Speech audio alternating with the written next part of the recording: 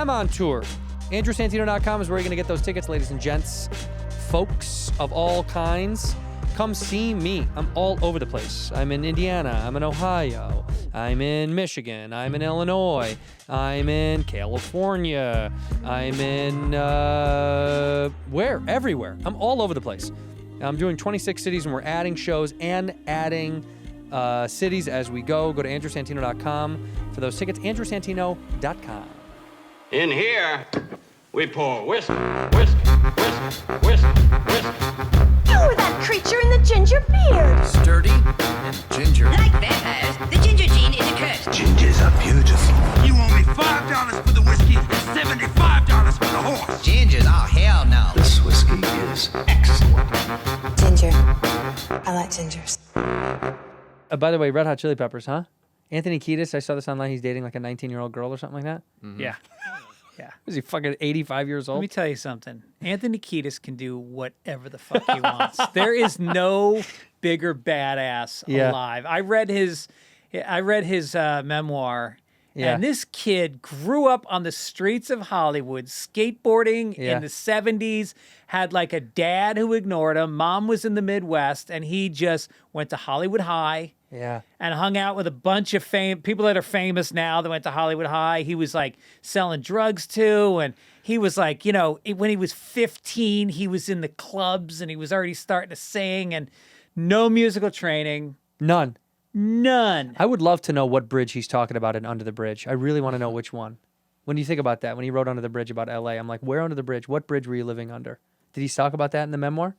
No. You know what I'm talking about. Of course, I can play it on guitar. It was one of the first songs I learned on guitar. Are you a little guitar boy? A little bit. You never showed up to a party with a guitar when you were young, did you? Not once. Although I was in a band, 7th through 9th grade, I was in a band called Eli.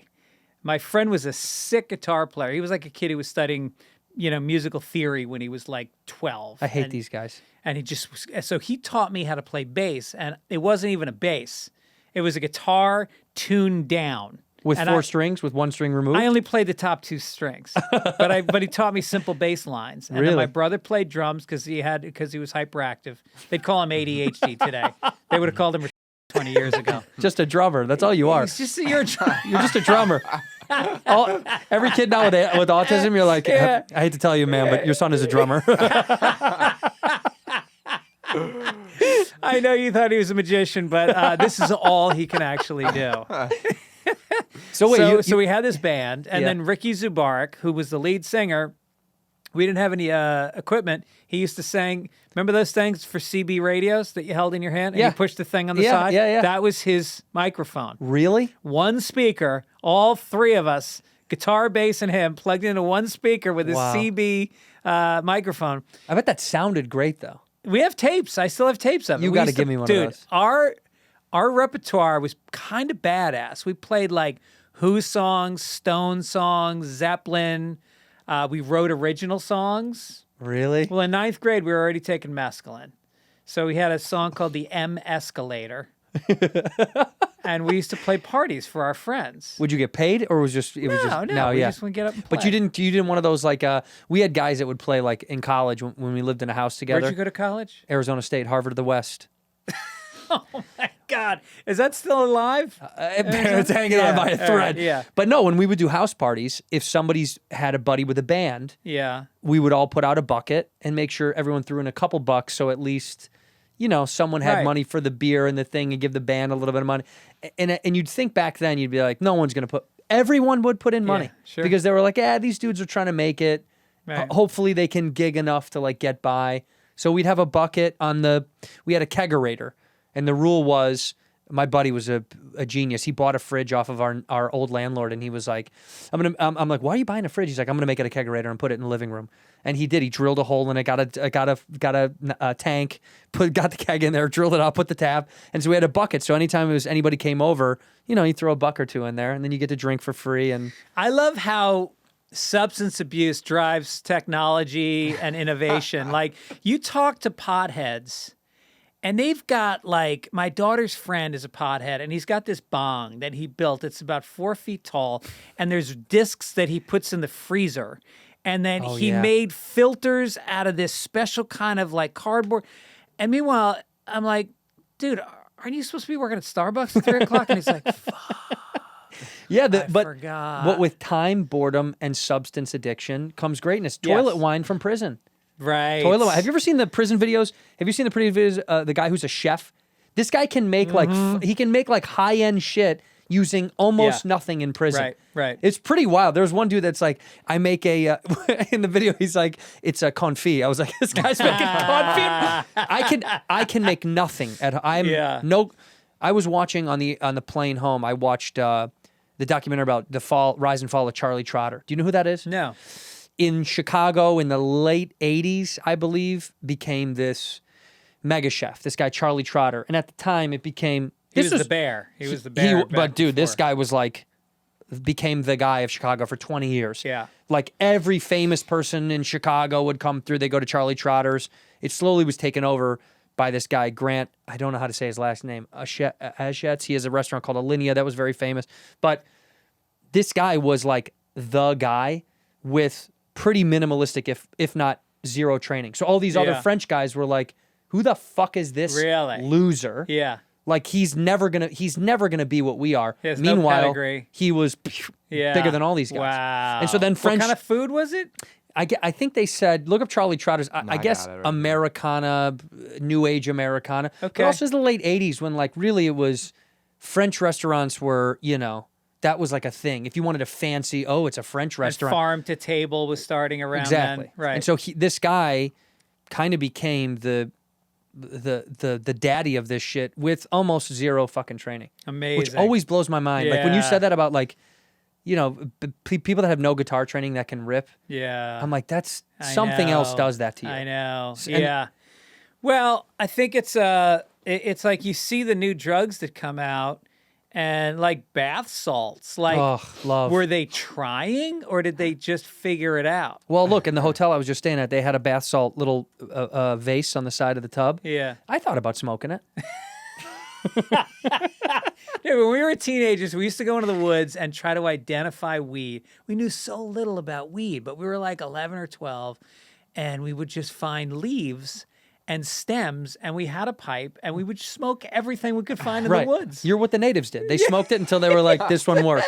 Yeah. right. That's all it was. They just tried everything until something worked out, until they were like, this is good. This Licking fixes toads, this. eating Right. mushrooms. Ayahuasca always blows my mind because you have to compress, right? They have to like press the wood under great pressure in order for the juice to seep out. And then I don't even know the process. I've watched one of those, like a fucking Vice video of, some kid, they send some trust fund kid to the woods to do ayahuasca for like a month straight.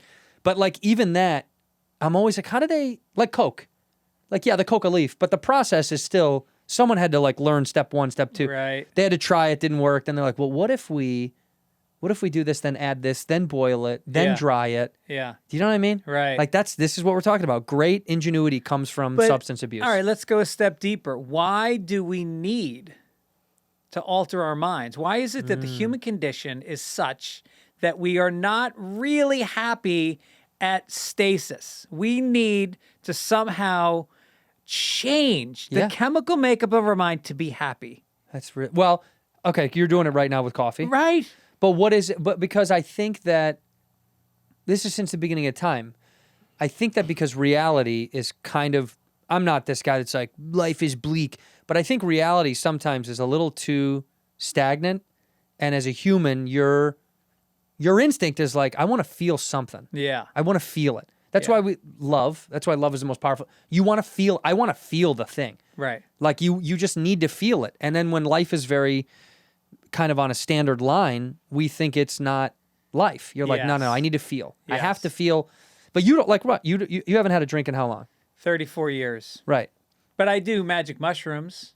You ever do non-magic mushrooms? You just have yourself like a chanterelle every now and then? Actually, it's so funny you say that. We were just in Vermont, and my Yeah. friends have a farm in Vermont. Yeah. And we put on galoshes, and we went mushroom hunting It's in their so woods. fun. We found chanterelles. We sliced them up. We made some pasta with fresh. They were amazing. Yeah. Dude, mushroom hunting is a blast. I never thought I didn't know it existed until I was up there. No, I was up in Carmel, in the mountains of Carmel, and this guy, Carmel, New York? Carmel here. Carmel, Oh, right, Carmel. right. And he in the Carmel Valley, and we were up in the mountains, and this guy's like, by my house, there is fields and fields of mushrooms in the woods. Yeah. And he's like, you should come hunting with me. And I saw the pictures, and it was beautiful. I was like, oh, this is what I want to be when I'm done.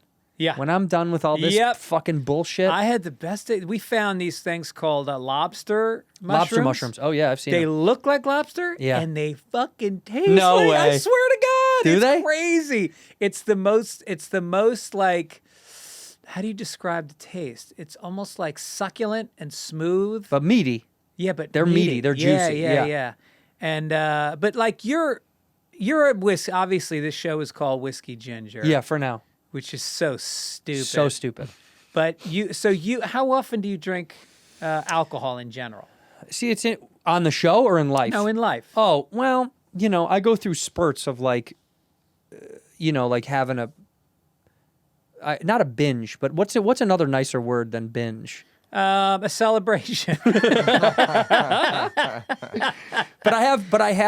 I'll go through chunks of time when I'm like, I'll say this. I don't even know if I ever talked about this. I don't have, all this alcohol that people can't really see here, and I don't have any alcohol at home. I don't keep any booze at home. Yeah, neither did my father, and he was a flaming alcoholic. I'm a social, I do it when I'm out to dinner with friends or at a thing. I don't drink at the clubs. I only do it when I'm like, we're going out with some friends and we're going to a restaurant or out bouncing around. Really? I'm not a sit at home and have a glass guy, which is funny. People think I'm just not. But if you go on, are there certain podcasts you drink on, like Rogan's? Sometimes, but that's because he forces you. Yeah. You know what I mean? Right. But on this show, a lot of my friends, I would say over 50% of my friends are sober. Yeah. So I have a glass with someone when usually. Oh, you do? On yeah, the show? Yeah, on the show. But so many people are sober now. So it's like, especially comics. Do you find that, because I haven't drank it so long, and I have this kind of running joke, and Bert Kreischer wants to do this for me. When I turn 65, on my 65th birthday, I'm going to get drunk. And Bert wants to throw the party. And then I'm going to have like one highball at dinner every night. Just one. Why? Well, why? Why crack it now? know. No, you I don't don't need know. it. Nah. Really? I don't think so. Yeah, I think it's never gonna. Of course, Bert is like, you should totally do it. Yeah. You should totally do it. No, I think if you went this far, I mean, okay, how about this? Because I feel like I stayed sober so I could keep my shit together, raise kids, pay my house off, and by 65, house is paid off. I got a pension. I got a Writers Guild pension. I got my Social Security. But imagine your wife leaves you because of this now. Oh, is this the goal?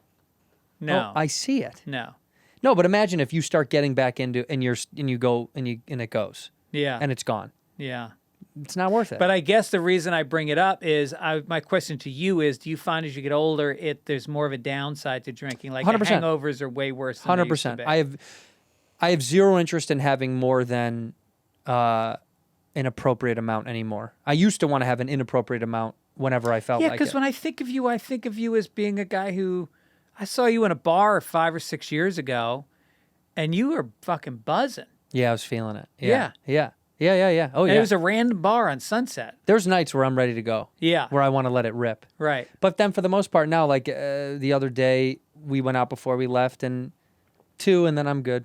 Yeah. A couple just to like, feel it and then move on. But I do think it's because we want to, it's not to escape reality, but it's to, you want to feel something else.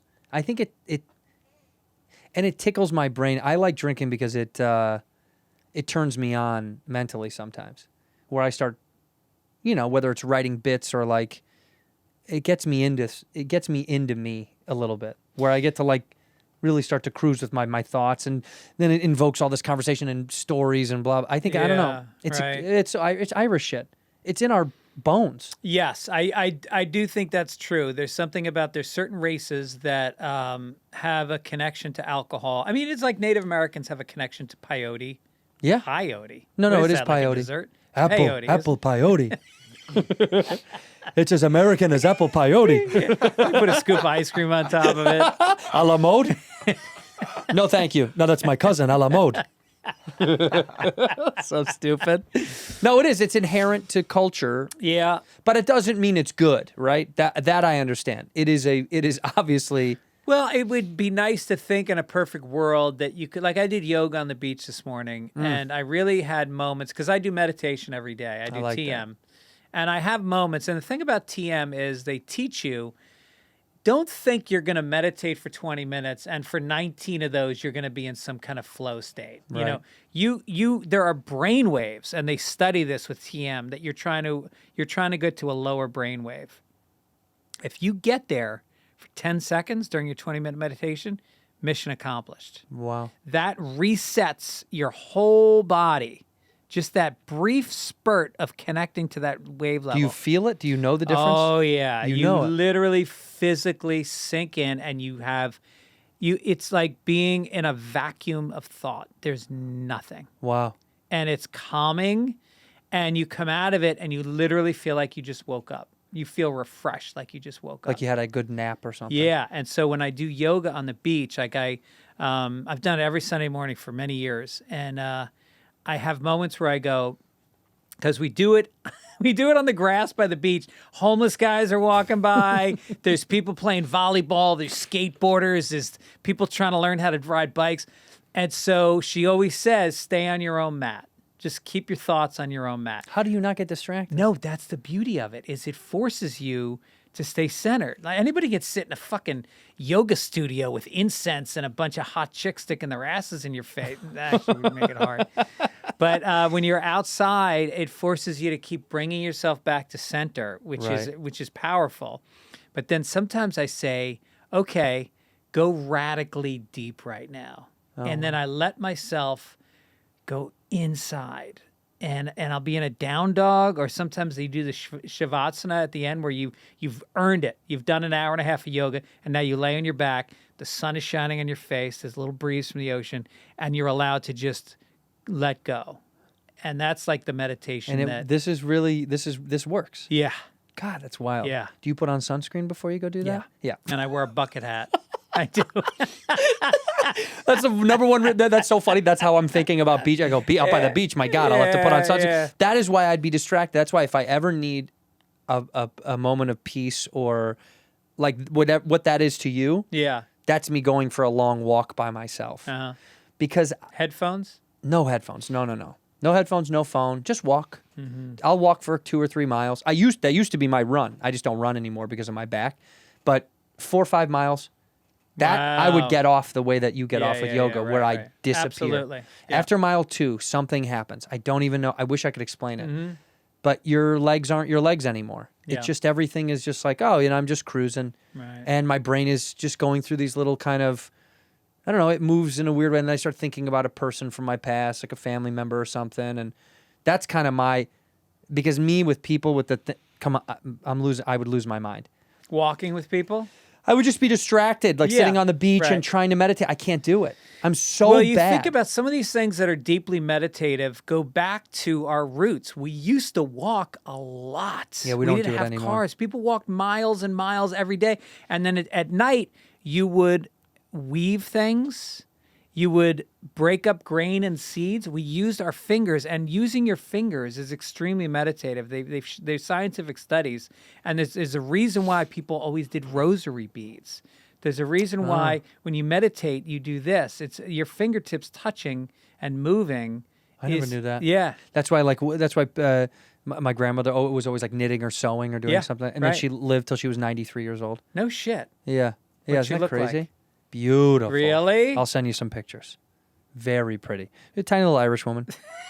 The Irish, somebody once said about the Irish that the older you get, the more the tip of your nose and the tip of your chin start to meet.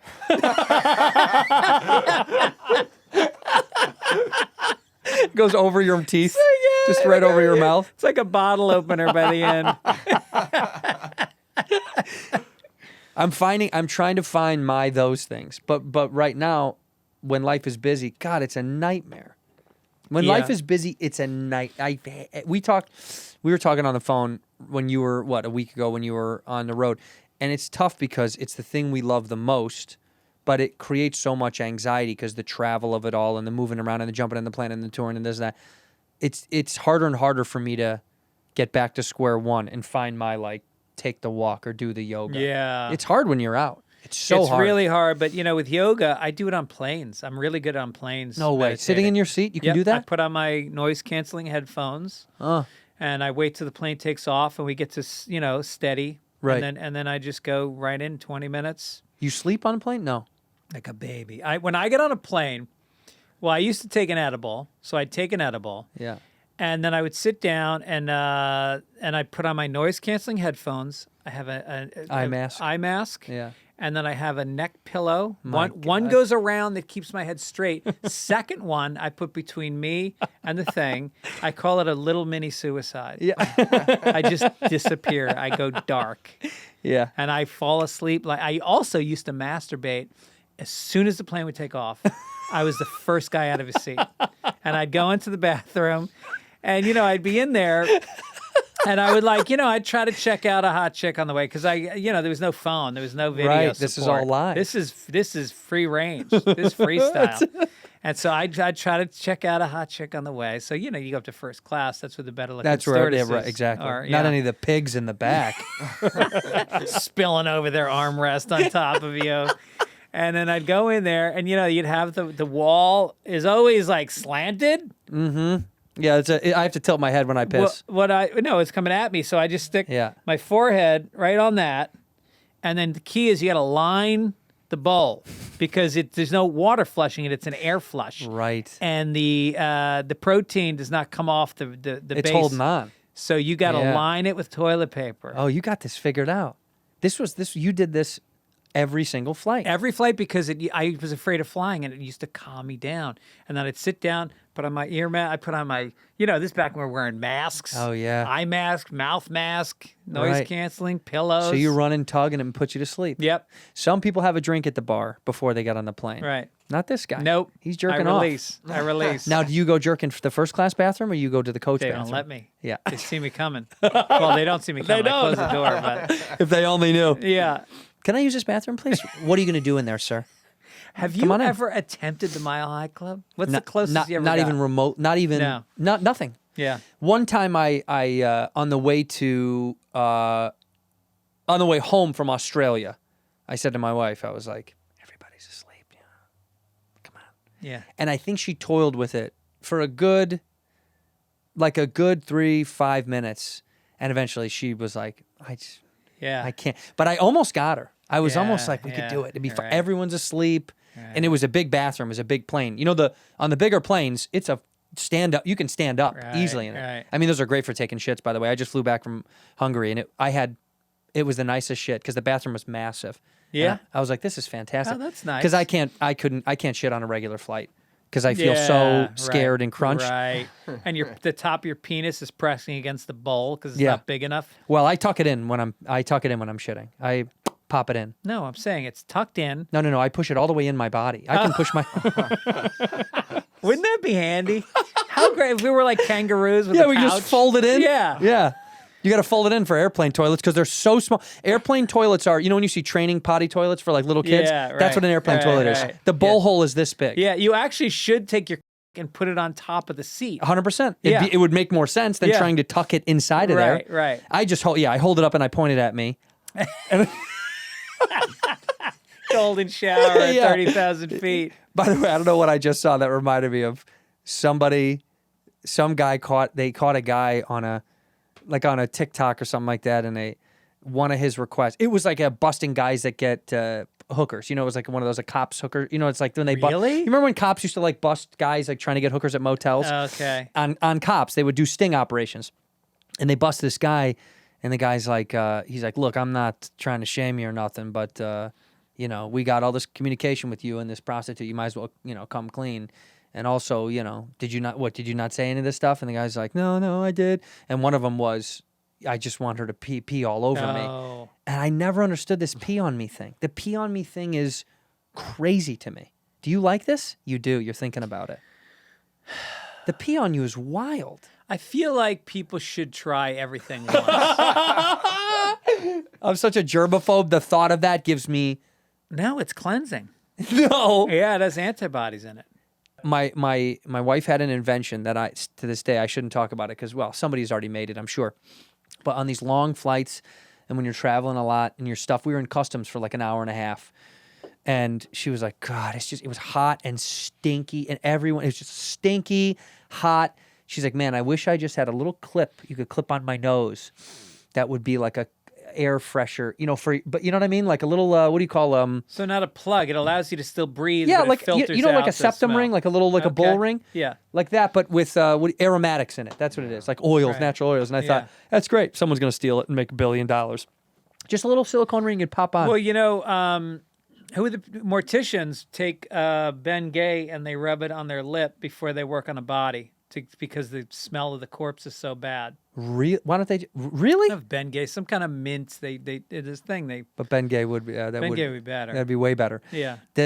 I watched a thing on the plane of this. They found a head in the woods on Unsolved Mysteries, and one of the thing was that whoever did it put 2 little rubber balls from like a machine from a pizza place where the eyes used to be. Oh. And they said that every person they talked to was like, we would never do that. So whatever mortician did this was like that was like a bit for them, that they would put little rubber bouncy balls from like a pizza place in people's eyes. I thought that was insane. Imagine seeing your fucking dead grandma. They open up her eyes as 2 little marbleized balls.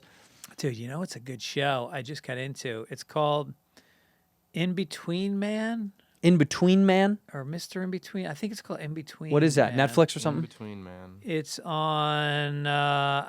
It premiered on FX. Yeah, it was How on do we FX, not- so it's on Mr. In Hulu Between. now. Hulu. Mr. Dude. In Between. Who's in it? Nobody you know. It's British actors. Love. It is. It's called In Between because he's got a daughter who he loves and he dotes on, and he's got this girlfriend who's amazing, but he also is a hitman. Oh, this is good. Like Iceman Cometh, you remember that? Yeah. This is good. So it was like that. It's just like it's a study. This actor is so fucking good, and you see when somebody wrongs him that he's gonna get them, but he's gonna do it in the coolest way possible. Yeah. It's sexy. Like, did you ever so see? Did you like sexy. Dexter? Did you ever like that show? Love Dexter. Same kind of thing where it was Yeah. like, man, what a sexy job that guy did at murdering But people. he never lost his temper, No, that was the whole thing, and right? that's what this guy's like. It's just methodical. Right. Well, And- that's what most of these killers have to be methodical. They're methodical, and they also you see. And the thing that the Iceman Cometh talked about was how he would build, like the way we talk about needing a drink. Yeah. He would build up stress and it would relieve. When he killed somebody, it drained him of all the anxiety and he became right again. Oh, it's weird. It's so weird. Yeah. That's like when you hear people on death row and they talk to them, and they're like, "What did it, what was going through your head when you killed those people?" It was like, it felt fantastic. Yeah. It's like I want to see how the brain fires when it does that. Yeah. Why is killing? Because like, have you ever killed an animal? Have you ever shot or stabbed or killed an animal at No. all? Nothing, huh? No. I mean, I've run over animals by accident. Accident? I felt so bad. I ran over a raccoon. It fucked me up for a while. It stays with you, huh? Oh no! And then I was driving to the store one night, and I went right around the corner from my house, and this cat ran right under my. I wasn't even speeding; just ran under my wheels and. Oh, you felt it. I pulled over. I'm not making this up. I pull over, and I look at its name tag. Icky. The cat's name was Icky, and his head was fucking flattened. Terrible. And so It's so bad. I call the number, and I was like, "Do you have a cat named Icky?" And she's like, "Yeah." I go, Well, you had a cat named Icky. Sorry about that. Did you have a premonition about naming your cat Icky? Because it came to fruition. So I said, "I'm so sorry," and she goes, "No." They knew right away. I go, "Where are you located?" I said, "I'm at 728 whatever street." And she goes, "That's where I live." It was like right in front of her house. And she came outside, and it was like that scene from what's the Tim Robbins movie where he escapes from prison? Shawshank? Shawshank. It's like he's looking up at this guy. She's like in front of the cat with her arms out, screaming at God. And all the neighbors start coming out, and they're all looking at me, and I'm just like, and my license plate is Cat Killer, which just was, I didn't ask for that. It's just how it spelled it. Why did you put that on there? Well, you just knew. And so I just, I was like, "I'm so sorry," and I left. And the next day, I left a big bouquet of flowers on her doorstep. That's very sweet. And I felt, oh my God, I felt so bad. It stays with you. In here, we pour whiskey. This episode of Whiskey Ginger is brought to you by BetterHelp. I've talked about BetterHelp on this show quite a lot for quite a long time because I believe in it, and I do love therapy so very much. Getting to talk to someone is extremely important, and I think everybody should give it a try. You're not above it. You're not below it. You're right on the money. All right? Life gets tough. It really does. And, something that I think we all need to learn is to be good to ourselves and to really help yourself out, live a better life, be more comfortable with good and bad that comes down the pipeline, because life throws you some major curveballs, and why not be prepared? I've been talking to people for years, and I do like it very, very much. And the best part about BetterHelp is it is from the comfort of your own home or wherever, your car, your office, the break room, the beach, wherever you feel the most comfortable. If you're thinking about starting therapy, why not give BetterHelp a try? It's entirely done online. It's designed to be convenient, flexible, and suited to your schedule. You don't have to stop what you're doing to drive across town to sit in a doctor's office to talk to somebody. Feel comfortable while you're talking about stuff that could be uncomfortable. You just fill out a brief questionnaire to get matched with a licensed therapist, and you can switch therapists at any time for no additional charge. No additional charge. Come on. Rediscover your curiosity with BetterHelp. Visit BetterHelp.com/whiskey today to get 10% off your first month. That's BetterHelp, BetterHelp.com/whiskey. Guys, sometimes intimate moments pop up on you, and you're not prepared to pop up. Your sex life is important. Your schedule is busy. You don't got time to go to the doctor's office to get treated for ED. Through HIMS, you can get personalized ED treatment without stepping foot outside of your door. That's why HIMS is here, to save your sex life. They're changing men's healthcare by providing access to affordable sexual health treatments from the comfort of your couch, okay? HIMS provides access to a range of doctor-trusted ED treatments such as chewable hard mints, proven treatments like Viagra and Cialis, all right, for their up to 95% cheaper. Come on, man. So much cheaper. The process is simple. 100% done online. No uncomfortable doctor visits, which is great. Millions and millions and millions and millions and millions of men have a little bit of trouble, a little bit of ED, which is not that big of a deal. All you have to do is answer a series of questions on their site. The medical provider will determine the right treatment option plan for you. If prescribed, your medication ships directly to you for free, right to your door. Discreet packaging. No one's got to know. It's nobody's business. Mind your business, Kevin. That's what you say to your neighbor. No insurance is needed, by the way. Pay one low price for your treatments, online visits, ongoing shipments, and provider messaging. This is great. We're changing the way the world works. You should be able to do this from the comfort of your home. You shouldn't feel bad about it. It's not that big of a deal. So start your free online visit today at hims.com/whiskey. That is hims, HIMS.com/whiskey for your personalized ED treatment options. hims.com/whiskey. The products mentioned are chewable, compounded products which are not approved or verified for safety or effectiveness by the FDA. Prescriptions require an online consultation with a healthcare provider who will determine if appropriate restrictions apply. See website for details and important safety information. Subscription required. Price varies based on product and subscription plan. Ginger. I like gingers. My dad took me hunting as a kid. Really? Yeah, but we shot birds, and I hate to say With it, but what? who fucking cares? Yeah. A shotgun. That's a little overkill. Yeah, isn't it was. Yeah, you shoot pheasants with a shotgun, but when you hit them and you're like, all right, I don't know. And then they show you the pointer dogs go get them. That's even more impressive. The dogs that go flush them out, Yeah. and then they find them when they land. Yeah. And then they bring them to you. And birds, I hate to say it, but birds easy. But I couldn't do anything else. Rabbit, the deer, all that other stuff. I couldn't do that.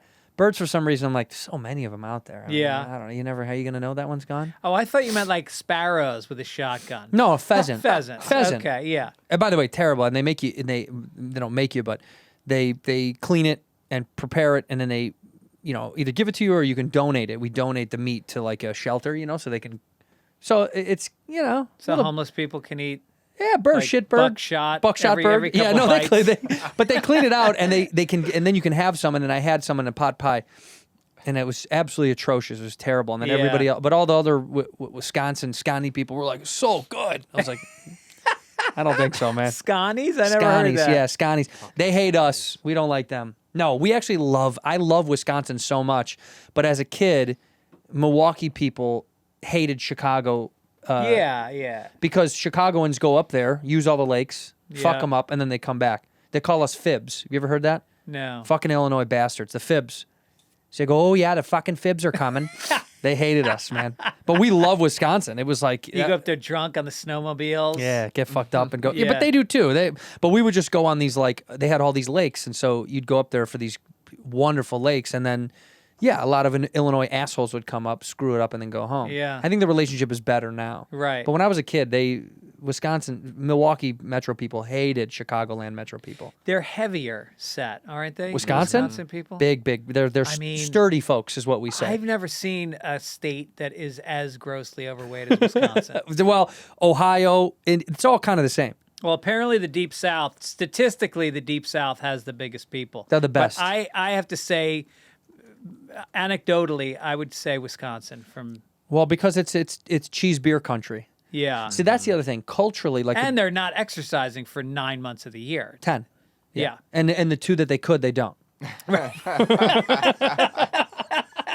They take those off too.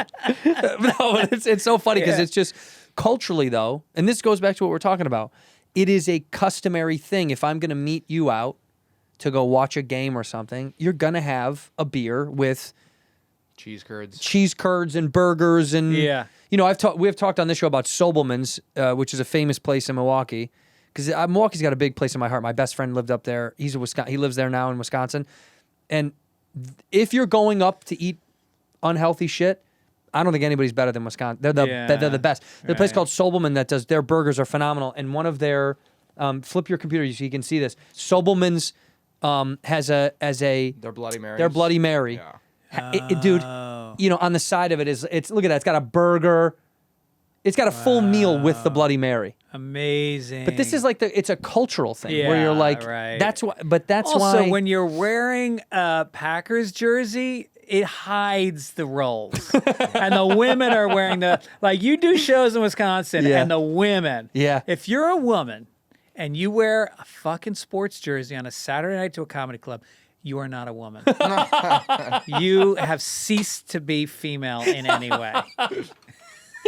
This is like that show. What's that guy's name that goes, "What is a woman?" What is that guy? You know what I'm talking about? Yeah. He's like, "What is a woman?" What is a woman? Does a woman wear sports gear to the thing? But the whole crowd, you could have, I mean, there used to be a club in Green Bay, Wisconsin. And, I mean, I drove across the country. Me and my wife moved to L.A. Mm-hmm. We were 33. From Boston? We just got engaged. No, we were in New York. And we're moving to L.A. Because I had a big acting career ahead of me. And so we had just bought a Subaru Outback, and we drove through the snow. It You've was always been a January. lesbian. I've always had Outbacks. I fucking love them. You've told They're that to the me. You've greatest- only had Subaru. Although I just bought a new car 1 week ago today. What'd you get? Hold Ready on. for this? Hold on. Guess. Well, It was the car I've always dreamed of having. is it the? I think I know too. It's the. It's the nice one that can like it. I don't know if yours does, but it has automatic lift. The Subaru Crosstrek or not the Cross? What's the one? Is it No. Subaru? No, the car I've always dreamed of since I was a kid. It's got to be a Subaru. No. Always dreamed of. Is it new or a classic? No, it's new. Although it is a classic as well. I know. What? I got it. The Honda CRV.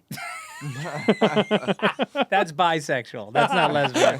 No, it's a Ford Mustang. Oh, you really bought I a got Mustang? a Ford Mustang. No shit. Yep. And A new one though. it's 2 years old. Okay, that's what I mean though. Not like a classic Yeah. Mustang, not like a '60s. I got it, and my whole life, I matchbox cars with the Mustang, and I used to jump it. And then, you know, when I was a kid, I used to stare at them. And then as a teenager, I just always thought, everybody's always like, you got to be a mechanic because they break down. And then they made the new bodies, and I was like, well, now I got no excuse. Right. But then you got 2 kids, and all of a sudden, here's the thing about me. I see fucking Neil Brennan pull up in a new car, and I'm like, well, congratulations. I pay for 4 cars. Right. Each of my kids has a car. Your wife, you. Yeah. Insurance for 4 cars. That's a lot. 4 cell phones. Yeah, 4 health insurance policies. Meals. 12 meals a day. I pay Disgusting. for 12 meals a day. No, thank you. That's insane. And so I never had the balls to spend a little bit of money. And granted, I didn't buy it new. It was so funny because I was talking to Kevin Nealon the other night. And I go, yeah, I finally did it, man. I dreamt my whole life. I got a Mustang. He goes, did you get it new? And I was like, what the fuck, man? Why do you have to? Yeah. Why have to piss on me New to right now? me. Yeah. And so 2 years old is new. That's a new car. it's got 15,000 miles on it. That's new. And so and I'm telling you, man, it's everything I dreamed. The seats hold you, Yeah, they and hug it's you. low to the ground. You take a turn, you don't even you don't get thrown at all. And you hit the gas. It's a 305. It's just a baseline Mustang, but it's a 305. It just lunges. Yeah. It's got 10 speeds, so it's just and it's it's pristine. And then my wife gets into it today, and she's on crutches right now. She broke her foot. How did she do that? Because she wouldn't take the punch. She dove You on always the tell her. ground. You say you can't have a flat stance. You have to be spread. Yeah. I've heard you say that to her. sideways. And so she's got her crutches, and she goes to get in my car, and she scrapes the side of my fucking car with her crutch. And then one of the main reasons I've never gotten a Mustang is like, if I get a new car and it gets scratched, it's gonna make me fucking crazy. 100%. That's the only reason drive I you haven't done it. nuts. And I got it. And the first week, my wife, who's a klutz, who fell off a bike, which is why she broke her foot, was also a klutz with her fucking crutches and scratched the side of my car. And I screamed fuck so loud. And I never yell at my wife. And within 5 minutes, I went over and gave her a hug and I apologized. But that wasn't really you yelling at her. That's you yelling at the universe about, you know what I mean? Where you're like, that is the worst thing that could happen. But it made her feel bad, which made me feel bad. She fell off a bike, just fell off the bike? We were going over a curb, but still, the curb was like this. You know, we went on a hike 2 years ago. Yeah. And we're in San Francisco, and we drove up to Mill Valley, which is up in Marin County. And we drive up there, and we're with a friend, and he's from there, and he's like, I got the greatest hike in the Bay Area. So we drive up to Mill Valley, which is gorgeous. It is really pretty. Winding road, we get to the top. It takes like 35 minutes to get there. Park the car, take 2 steps down the trail, and she fucking slips, and her arm is just like an S. And I'm like, what the fuck is wrong with you? And then the week of our wedding, she breaks her foot, went down the aisle on fucking crutches. Wait, really? Yes, she's broken her foot 3 times. How'd you... Dude, what is she, 106 years old? Wait, how did she break her foot for the wedding? She was on Catalina Island with some friends. And it's always when you're out somewhere, huh? Yep. And she was on a golf cart. I don't know why. I guess you can get a golf cart in Catalina to zip around. It's actually great. And she got out of the golf cart and stepped wrong. And she's like, I didn't even step on anything. It just stepped wrong. So this is my future, Santino. Me putting wheelchairs in the backs of cars and helping her in and out of restaurants. That's my old age. Enjoy that Mustang. No, you'll be getting a Honda Odyssey in no time with the handicap access. Woo! Yeah. Yeah. The Mercedes that's like 14 feet tall. Right. You gotta love it. It can lift her up in it and put whatever Kill Tony uses to transport his guests. Yeah. That's hilarious. Yeah. But the clumsiness thing is, it is funny. My wife's like this too, but it's like only certain things I know she's, like I said, we walked 11 miles a day in Hungary, at least. No. Walk this. Yeah. When we're on vacation, we walk like I'm a big walker at night anyway, but when we're on vacation, I love walking. We'll take the public transportation, but I'd rather see it. I want to watch it. I want to feel it all. Yeah. You know what I mean? Like I'm not in fucking New York. You don't know a city till you've been mugged. Yes, you want to get mugged and assaulted. That's the whole point. Right. I want to feel myself getting ripped off. So you want to fight a guy for looking at your wife. Yeah. What are you looking at, Igor? Yeah. By the way, dude, the Hungary, that's a whole nother thing. But we were walking forever and ever in that. And then I said, we are going to this island. We were going to a music festival, which is also wild. I saw it. There was a flyer for it, and I was like, should we go to that? We're here. What the fuck? Who cares? Why not? So we went to this music festival, and it was far away. I said, we'd already walked a lot. I said, why don't we just jump on one of these bikes? You know, they have the bike, you can rent bikes. You know how they have those in New York, the What city is this, bikes and all this shit? 2007? No, yeah, I'm familiar with bikes you can rent in cities. But I said, why don't we just get on a bike? She said, I don't want to do that in this city. I said, well, then let's just get a scooter then. We can scoot around and we'll still be... I'm afraid I'm going to... And then I had a vision in my head. Yeah, she will. Yeah. She'll lose her teeth. It'll ruin the... you know what I mean? It'll be a whole marriage, thing. Yeah. Right, yeah. Be toothless. Well, toothless might be a plus. Yeah. But I thought, right, this is... I have a recklessness... I imagine you're the same way, where I'll get on a foreign thing, figure it out. That doesn't bother me or scare me, or it just, some people have the thing where they're like, oof, I don't know about that here. Yeah. I'm like, yeah, fuck it. Yeah. And it almost always works out when it's an fuck it. Right. Like, what's really going to happen? I don't know. I mean, and if it does, who cares? I'll deal with it then. My father was in Jamaica, and he rented a motorcycle, and he's not a motorcycle rider. That's big. So he's driving through Jamaica with my mom on the back, and he's an alcoholic. And a dog jumps out at him, lunges, and he just fucking takes a header off the motorcycle. And then this, like, I don't know if you know anything about Jamaica. Jamaica is one of the scariest places in the world. Yeah, I've never been. And there's like resort areas where Yeah. you're safe. If you're not in the resort area, it's like shanties. That's and like Mexico. crime. Yeah. Where you're like, they're like, please stay on property. Mexico's not like that. Really? No, my son just traveled for 6 months through Mexico. Went in every small town, just took buses, him and his buddy. Well, never had an issue. Resort cities. Cancun, they tell you, please stay on the Yes, fucking Cancun has That's a what bad I mean. neighborhood. Yeah, Yes, those yes. places, they're like, please don't leave. Right, Because right. we don't want to lose We were Yeah. in Cancun and at the resort next door, a cartel came and shot and killed a guy. At the No resort next door. Yeah, they locked shit. down our resort. The good news was, he was just killing another cartel guy. Yeah. No, they don't want to kill tourists. Yeah. They're like, leave these white tourists alone. Yeah. We'll take out our business, and you're going to see it happen. Right. I'm going to shoot him in the head. Yeah. But I'm not going to bother you while you're sipping on your margarita down by the pool. Yeah. Enjoy the margarita. I'm going to open this guy's skull up. Right. They did. They shot him point blank, poof, in front of tourists. Wow, Yeah. no shit. Didn't hurt anybody else, so it's kind of rad.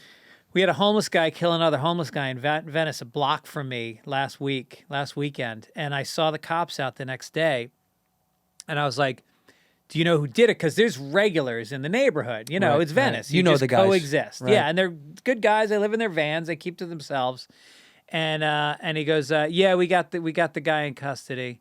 And I was like, well, are you going to do anything about the people that live in the neighborhood? Because I don't want them there. Right.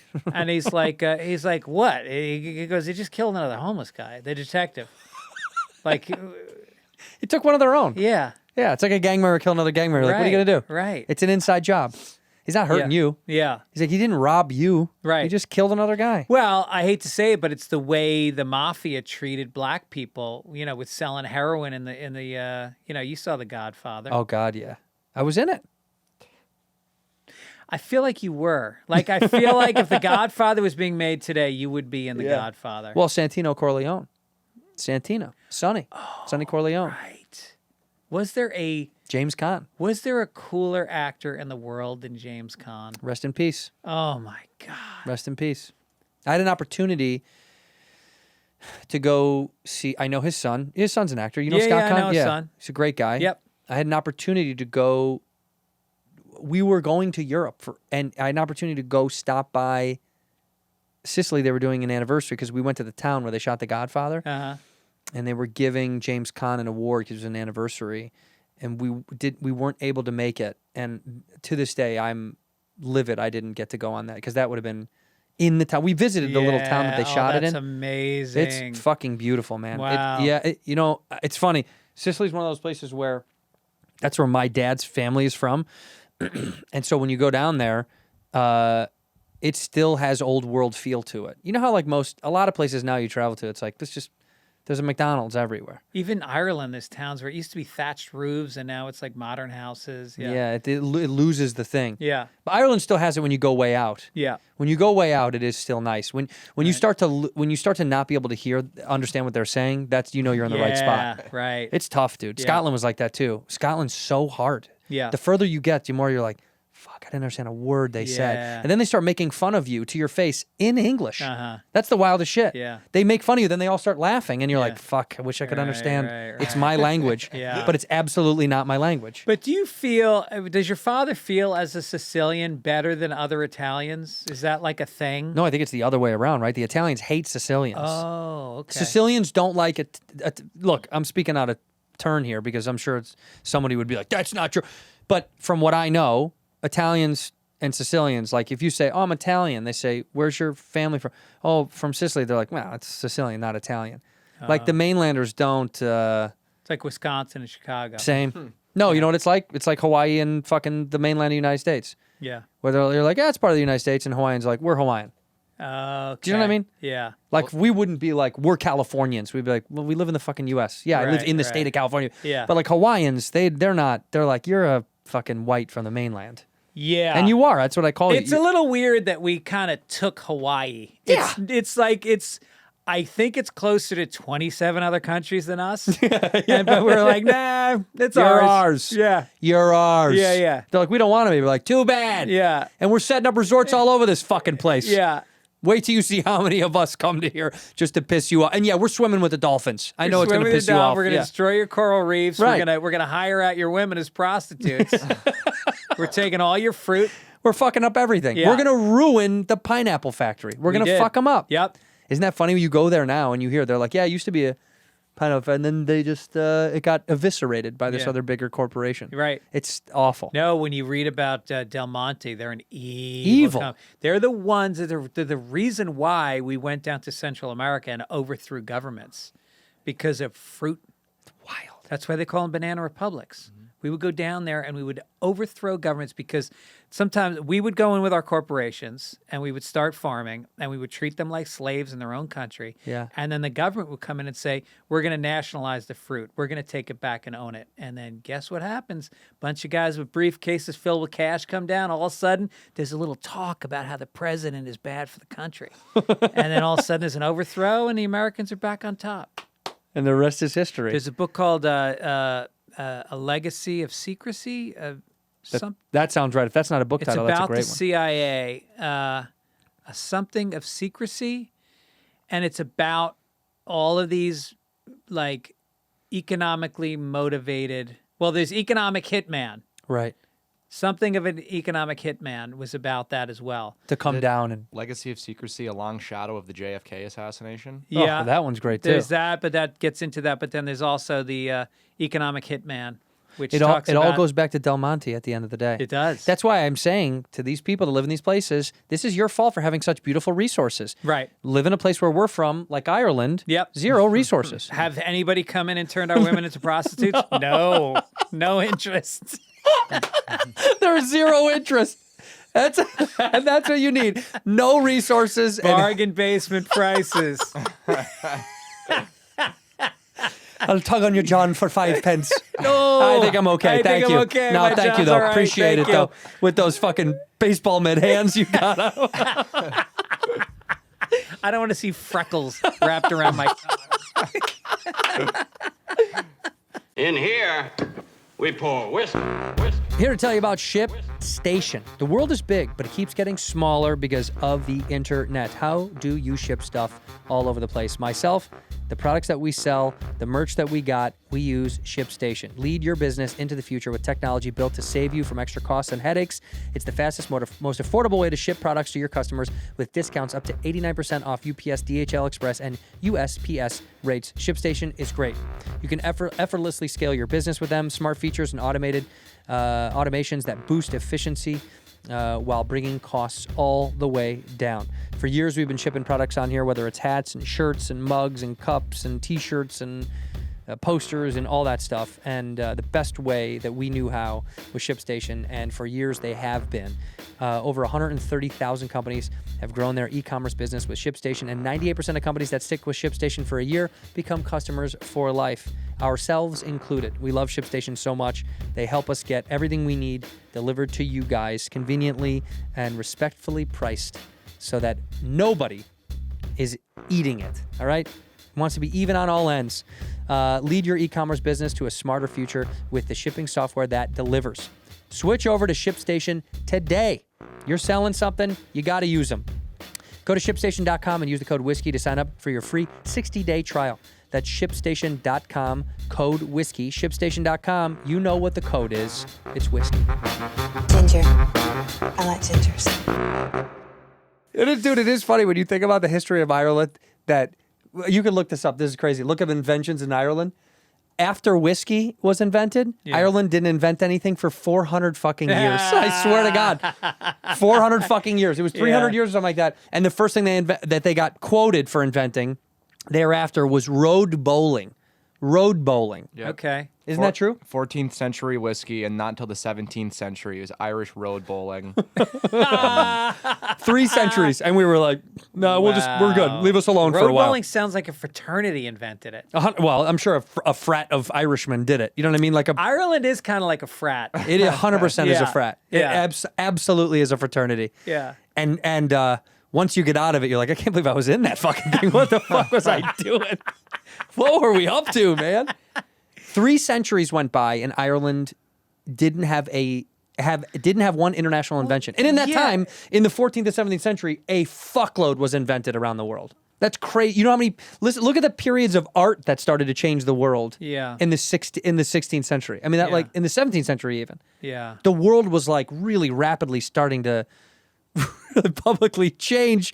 Inventions were starting to happen and grow. The global economy was starting to get easier to push around, and then we were just doing nothing. Well, we were constantly being invaded. It was like the Spanish came in, the Celts came in. Yeah, but the nobody wanted to Vikings stay. came Like I in, said, they came in, then they get the fuck out of there. They did a lap. They're like, I don't know, a lot of rocks, Yeah. a lot of redheads. Let's head out. No offense. Lots of offense. Yeah. If you saw a land filled with me's, you'd be like, I don't know what we could do with these things. He doesn't seem to want to work. No. He said something about a podcast. It's the 14th century. He wants to do a podcast. I do imagine when they took a look at when they did go, when people were like Spanish conquistadors, they land in Ireland, and they're like, we can do nothing with these people.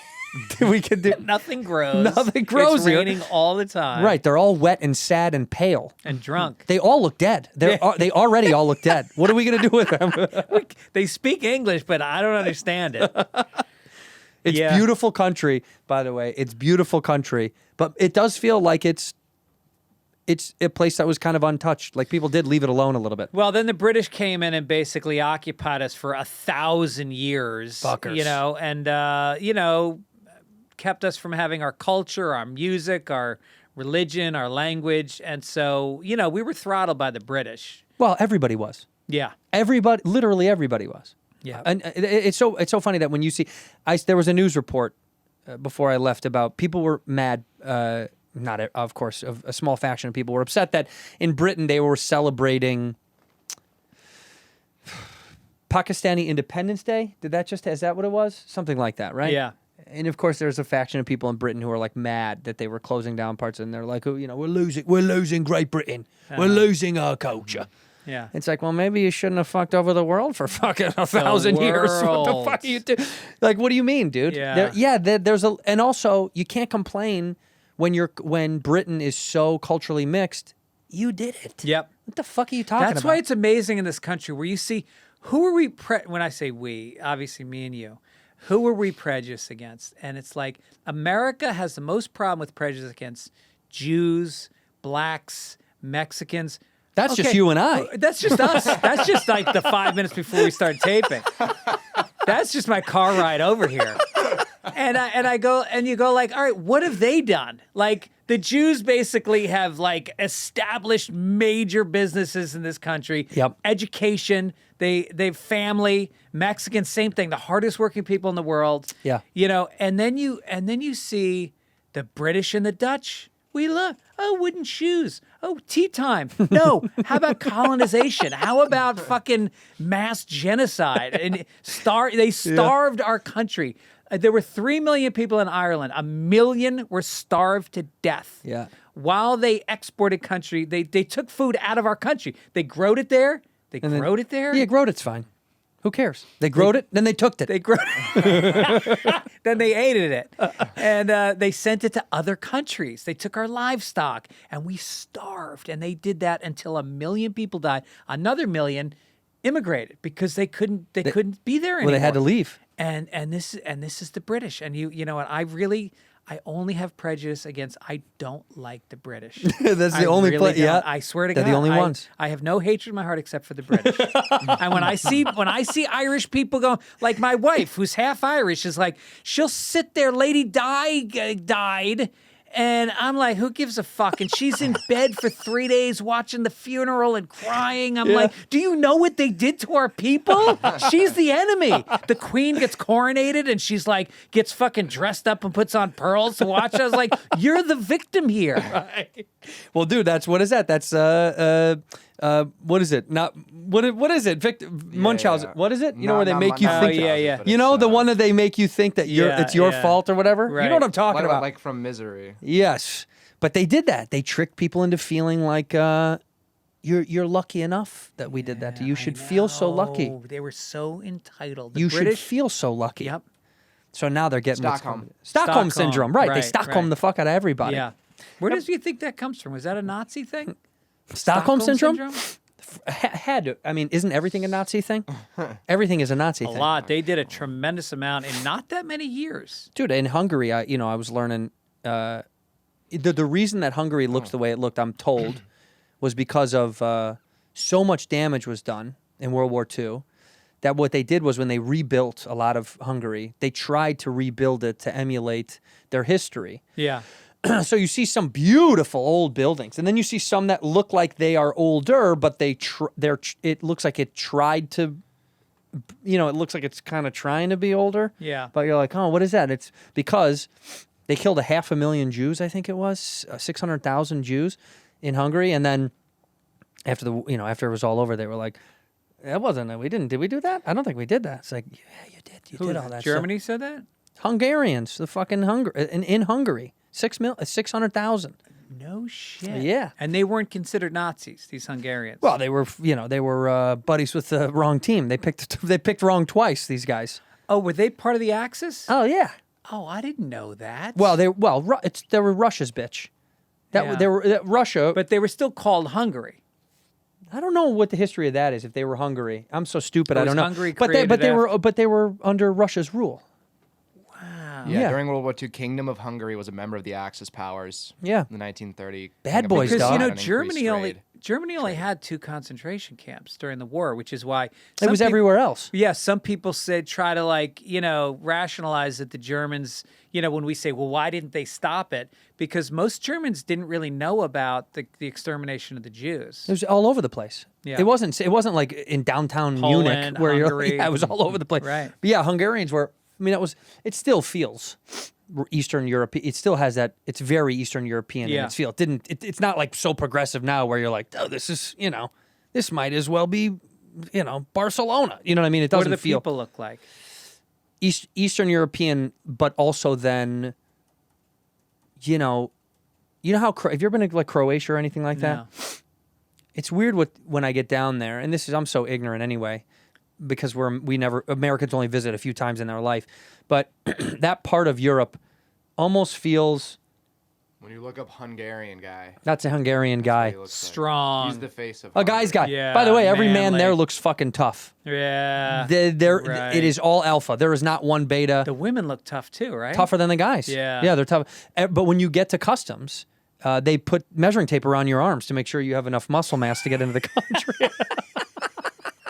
Whoa. Yeah, that's yeah, they're tough. But they're tall too, right? Yeah, taller than fucking the Japanese. But yeah, I mean they're Yeah, taller. I mean okay. it feels like a big-shouldered country. I mean they Right. do. The men feel very manly. Average height is 5'10" in Hungary. You don't see Wow, 5'10". Yeah, it's only what's ours? 5'8" here. 5'8", is it? Yeah. But you don't feel the guys feel very protective, and I may be ignorant again, but it feels like a dominant, submissive culture still, male, female. You know what you know what I mean? Where it's like my wife. It feels like that very much when you walk around. Right.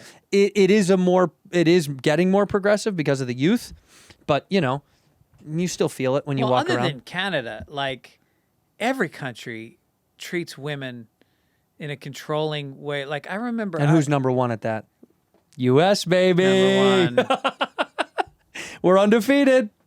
Women's gymnastics and women domination. I was in. Was I right about the American height? What's the average American It height? said 69 inches. So 5'9". Why would they do that? 69 inches. I know. Just cut it out. We're already fucking up the system of measurement already. But I also got Stockholm Syndrome origin. It was coined in 1973 by Swedish criminologists to describe the hostages' reaction after a failed bank robbery in Stockholm, Sweden. Wow. It was originally called Normalstorm Syndrome, named after the square where the robbery took place, but outside of Sweden, it became known as Stockholm Syndrome. Wow. Okay. Well, that's kind of like I just learned about the war of attrition. Do you know when someone says God, it's like that feels like a war of attrition. Yeah.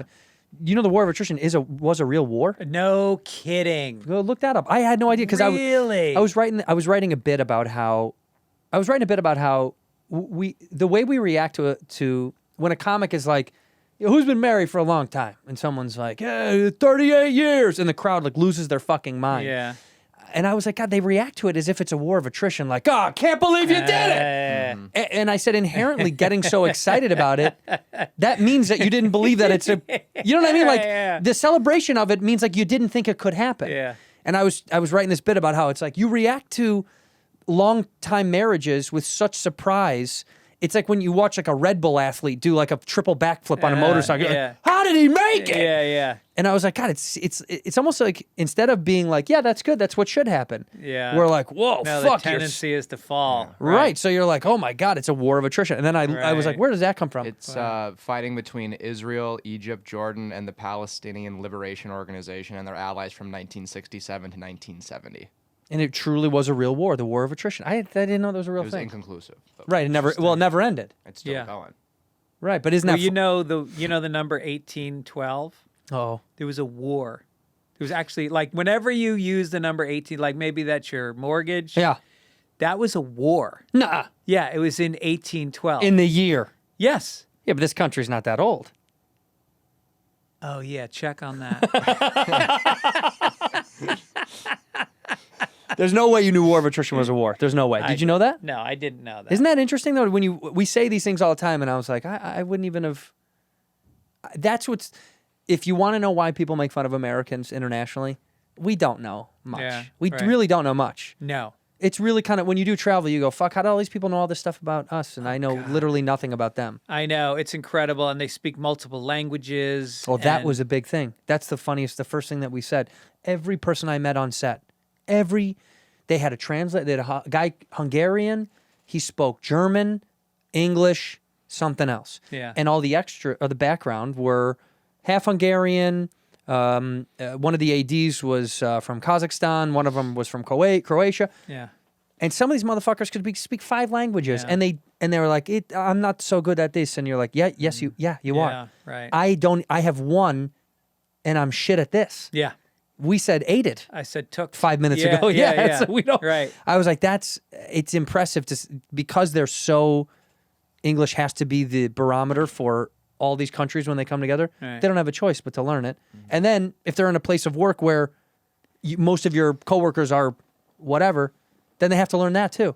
We would never. No. We would be like, you No, learn you us. go to Africa, they know like 10 languages because there's like if you live in South Africa, you have like Which I never will, by the Afrikaan. way. If you lived, you wouldn't live there? South Africa? I'm going there for Christmas. What for? Joe, It's my 3rd time going. What? My wife's brother married a South African woman. Oh, It's okay. amazing. Is it South really? Africa's incredible. Yeah, it really is. is it? It's actually the Cape Town is not. It's kind of like California. It's Oh, got it the is? same climate. It's got mountains on beautiful ocean and vineyards and It's gorgeous. yeah. But what about the rest of Africa? Have you been to any other parts of Africa or just South No, Africa? Just South Africa. Right. That's where the whites go. White people go down there. The song I put at the end of the crowdwork sketch was a South African. song. I heard about They that. have great music there. Yeah, but you know what's so funny is when I go to Africa, for people have said it to me. I feel like I want to go to Africa, Yeah. and that's an ignorant statement, but you know what I mean. Like go on a safari. Give me Zimbabwe. Give me Yeah. give me the guts. Right. Right. I want to feel Africa. South Africa probably feels to me. It's got to feel European for sure because of all the whites. It is. It's Dutch and British have settled it over the Yuck. years. But you know, there was this thing called apartheid that ended. What is that? Explain. There was a power structure shift. They realized that wow, we've got 1 out of 20 people are telling us what to do. I think we got the numbers on them. It took until like 1989. Yeah. But they figured it out. They're like, enough is enough. Yeah. Enough is enough. So, but no, I had some friends that lived in Mozambique for 5 years. He was a healthcare specialist. And Never went did there it? to work on AIDS. What? You never went over there? No, I don't know why we didn't. We meant to go visit them over there, but they loved it. They said the people were incredible. That is a trip I need to make. My friend Colin goes. His family is part of a. I don't know. I don't even know how to say it, but they go there yearly. Yeah. To go do this this company that benefits for health and services, but they do the good people shit. Yeah. And he's always like, dude, you have to fucking go. And I was Yeah. like, I gotta, but I feel like I want to go to Egypt first. I want to go to North Africa. Yes. That I want to see. Right. That is like my first. If I'm Africa 1, Egypt, then make my way down. So maybe I hit South Africa by the time I'm 80 or 90. I think I'd like to go to Morocco. If you're in Europe, Morocco is just a quick flight. You I've go heard to that's phenomenal. Casablanca. Yeah, that'd be All right, where do you incredible. absolutely never want to go in your I lifetime? never want to go to India. No interest in India. Dysentery, the runs, people in your face, body odor, food I don't trust, music that makes me want to kill somebody. I'll take an Uber. If I want to hear that music, I'll take an Uber. India does online have, such bad marketing. Every video you see is you're like, watch this guy cook with his hands, and he gets water from the Ganges River, and you're like, right. holy fuck, Watch dude. the market where when the train comes by, it comes within a half an inch of 100 people. That's the market. Have you seen that video? Yeah, there's one I saw. The guy has to move the food so the train can go, and then he moves it back. I'm like, holy shit. You have to. He's like moving his food, and then he puts it right back as a train, like nothing ever happened. They have run out of space. It's so many fucking people. Yeah. It's way too many fucking people. And apparently the poverty is just like, you think you know poverty until you go there, and then you just, That's it's what I've heard. earth-shattering. I think the upside is you come home and you go like, wow. How lucky am I? Yeah. Yeah, that is true. People I know that have gone there have said because of the poverty is what makes it so hard to swallow, because you're like, we're so fucking Yeah. like Japan, Tokyo is unbelievably overpopulated, but Yeah. the efficiency level and the wealth is through the roof, right. so you don't feel it the same. No, that's the new Paris. Everybody's going to Tokyo. Oh, Everybody's man. talking about Japan now. It's pretty Everyone's great. going there. I got to tell you, you should go. Really? Oh my god, When did you go? fell in love with it. How many years ago? 5 now. Was it tough with the language? No, I speak Japan. I speak Japan pretty good. I speak Japan. I speak Japan pretty good. You learn it from Bobby? Yeah, test me. Watch. Ask me a word and I'll give it to you. How do you say I need to go across the street? I need to go across the street. Oh, they speak English over Oh there? my God, do they ever? Yeah, they're incredible. We won. Let's just say we won. The Japanese are amazing, dude. The Yeah. only time that we were stuck, we went to a small island called Ishigake, which is in the Okinawan island chains. We took a flight down there because my wife is a genius. She'll be like, I found this fucking spot. Do you want to go? And I'm always like, yeah. I'm always down Yeah. for always. If we're out somewhere and she's like, I found this, I'm like, let's go. Yeah. We took a flight down to this island, and it's beautiful. Bring up a picture of Ishigake so you can see. And honestly, man, Spell that. he'll get it. Yeah. You're It's asking a guy with a mullet to spell Ishigake. and a mustache. Look at that stupid thing. Look at how beautiful that is. That's in the Whoa. Okinawan island chains. That's incredible. So we go down there to Ishigaki, and that was probably the hardest time we ever had because many people didn't speak English on the island, and so. And the signs are all in a different language. Oh yeah, there is no in Tokyo. There's a lot of shit in English. You figured out enough. Not one thing down there. But God bless Google Translate. My God, I don't know if you ever used it.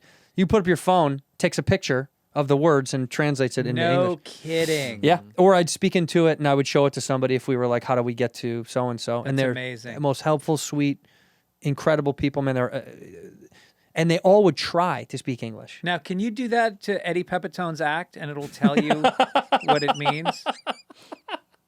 Yeah, you take a picture of it, video record his act, and translate it back to you. This is from pain. This is from hurt. This is from years of damage. Corporate America's coming down your throat. I love it so much. He's the best. He reminds me of the nights that I would go see when I was. I'm sure you did. You remember these when Zamuda would come. It was almost like it was every year at the store and do his the Kaufman act. Tony Clifton, yeah, Tony Clifton. Yeah, Tony Hinch Clifton. Tony Hinch Clifton. That's where he got his name. Yeah, Tony Hinch Clifton. We Yeah. stole it. No, but Bob. People that don't know, Bob Zamuda was Andy Kaufman's friend that played Tony Clifton. And at the store, did you ever go watch that? He used to come That was every. before my time. Oh man, it was every year or so. He would come and I would sit in the back of the room, and man, he would eviscerate the audience. Yeah. He would do it in a way that was so cruel that it teetered on, fucking abuse. So it was performance art. It was pure performance Yeah, art. it wasn't comedy. I mean, yes, moments were great, but he had a black band with him. The whole band was black. Every member of the band was black, and he would do such vile racist material. No shit. And then they would quit live on stage, but they would come back the next night, And I was like, they're in on the bit, but the audience does not know that. I had him on my podcast once. Zamuda? Yeah. Oh, yeah. He had a book out that was about Andy Kaufman, and the Kaufman estate was not happy about it. It was saying a lot of stuff that they weren't comfortable with. Sure. So he comes on the show, and I had my studio. I don't know if he ever came into my house when I had it in my garage. I only went to the Sirius place, or the okay. other one, yeah. So he comes in, and we do like 45, 50 minutes. And then I was like, so this book, I said, the Kaufman estate's not comfortable with what you wrote about. It seems like you kind of stepped over a line. And he's like, no, he goes, it's my experience too. And, I go, yeah, but there's things you said that, if they're not happy with it, doesn't seem like it's your place. And he goes, well, who are you to say what's my fucking place? And I go, I'm just saying it. And we get into a screaming match. Oh, wow. And then he throws a chair and he storms out. And I was just like, all right, I guess that's the end of that. It was all staged. Oh, wow. Everybody in the audience thought it was real. But before we, like literally 30 seconds before it started, I go, let's close out with a fight. And he was like, got it. Great. And we just ramped it up naturally. Yeah, look, I'll say this. He was an incredible performer because every night was something new. And he would do it at the store, I think once a year. Around Christmas, I feel like he would come into town and do it in the main room.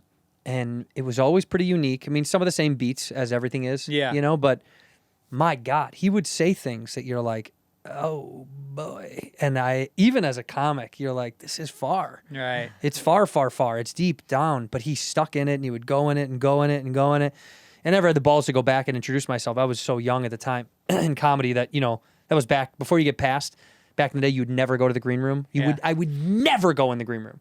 You fucking now this piece of shit and all of his loser friends, they come back there like it's fucking, like it's Cheers. These dickheads. They walk around like they're allowed to. Back in the day, you would never go back there if you weren't. I mean, it was just a rule. Remember, I did that benefit for Best Buddies that you were nice enough to come in and do this year. Yeah. And we get in the green room, and there was this kid that I'm trying to help out. He's like, his cousin is dating my friend.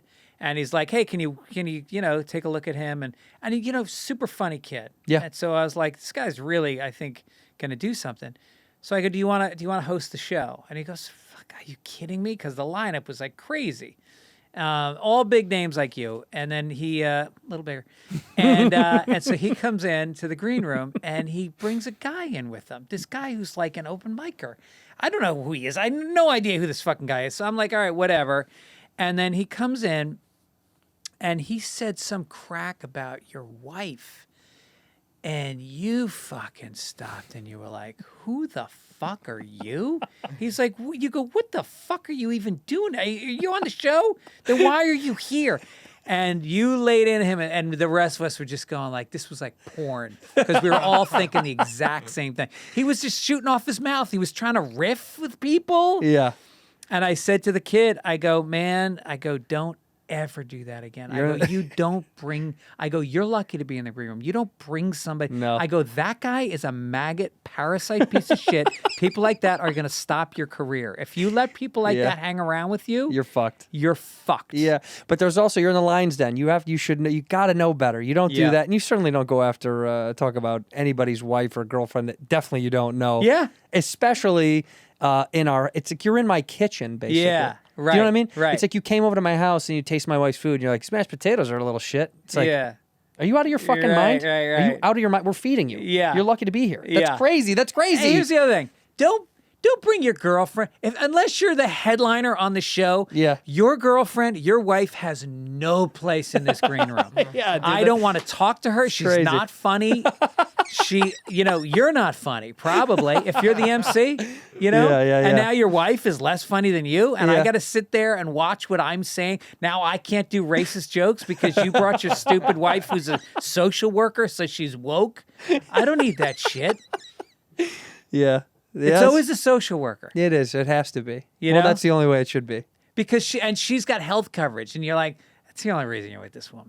You know that this struggling comic who makes like $100 a week, and he's always dating some woman who's got a real job. Yeah, she's holding it together. Yeah, and there's something wrong with her. Look, I'll pay the rent again. It's fine. Yeah, right. It's fine. It's fine. Yeah.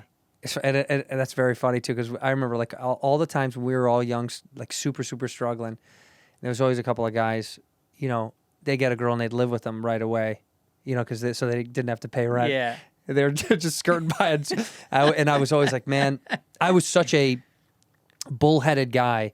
I would have slept in my car before I'd make somebody else pay my rent when I was coming up. I just had it's an ego thing where you're like, I don't want to eat off somebody else's plate. Mm-hmm. I would have slept in my fucking Sonata Yeah. or my Subaru. Well, And that's a what little they're more for. room, this Sonata, yeah. That's what they're for. Yeah. Wait, tell me real fast.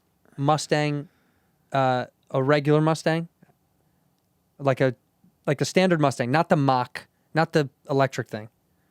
What are you trying to kneel in me right now? Yeah, but- it's just a regular Okay, Mustang. no. It's not a GT, it's not a Cobra, it's not My a Shelby. buddy bought a Mustang. Yeah. And he goes, I got a Mustang. And he was happy, and I was happy for him. Yeah. But then it was the Mach. Do you know what that is? The Mach is a suit. It's got the big spoiler on the front, right? No. Look up Mach. There's an electric Mustang. That's what I'm making. Oh, yeah. This is no, what I'm there making was always reference a to. Mach. I don't know. Maybe I'm saying it wrong. The electric Mustang is called it's what? It's called the Mach-E, I think. Mach-E. Mach-E. It's the Mach-E. Right, that's what I'm saying. Right. But when he got excited about it, excited for him. But when he showed it to me, I No. thought, that's not what I That's not a wanted it to be. Mustang, no, right. because the whole point. This is my point. I want to feel the rumbling under my Yes, balls. it's That's the car. whole I point. want to buy a car. If I wanted to buy a fucking vacuum, I'd buy a nice vacuum. Yes, right. No, but I have nothing against electric cars. I've always said this. When you're selling me on the car, my mind thinks Mustang. Yeah. And when he showed me the fucking electric one, I was like, that's not what we talked about. Yeah. Do you know what I mean? Like, you tricked me. You pulled your dick out. I didn't know. That's not what we talked about. This Yeah. is the fucking... That's what bummed me out. I was like, oh, I thought it was going to be the... He's like, it is a Mustang. I was like... It's like when your friend goes, Is it? I'm dating a model, and then she comes over and she's one of those plus size models. You're like, this isn't what. Come on. This is... Yeah, sure, she models. Yeah, she models. Yeah, She models. Yeah. But does she model? No, she does. Look, unless she's got an eating disorder, don't call her a model. This one's got a disorder, but she's Yeah. swinging the other Other way. Fuck. Fitzdog, I love you. Please, everybody here, go watch his special. It's out right now as we speak. It's out. It's out on OnlyFans.com. No, what is it? OnlyFans.com. No, don't joke about that. You know what's funny? They did specials. I know. No, it's called You Know Me. You Know Me. And you know what it is? It's like I've been doing this for over 30 years. Wow. And I've been on Rogan 23 times. Yep. I was on Stern 50 times. I was on shows on VH1 for 15 years. Yeah. I've done dozens of late night spots. People go like, and they walk past me on the street and they kind of squint, and then they go, that's it. And so it's I've seen that guy. So this special I'm at the point where I'm just like, all right, this is the best material I've done. I haven't done a special in 8 years because of the pandemic. And this has been just beat it out in clubs for 5 hours every weekend. Yeah. And I feel like I'm really proud of it. And I'm putting it out for free on YouTube because I want everybody to see it. Good. So People watch it. We'll put the link in the description. You know me. I hate to say this about you because you're here, but you're one of my closest buddies and one of the best comics that I know, genuinely. That makes me sick to say it. Thank you, man. No, No, I I really hate appreciate saying that. that. It really I know you do. Kind of I irks know the fuck you- out of me. yep. Please go watch You Know Me. And we end the episode the same way. Look into that camera. Say one word or one phrase to end the episode when you're ready. Cunnilingus.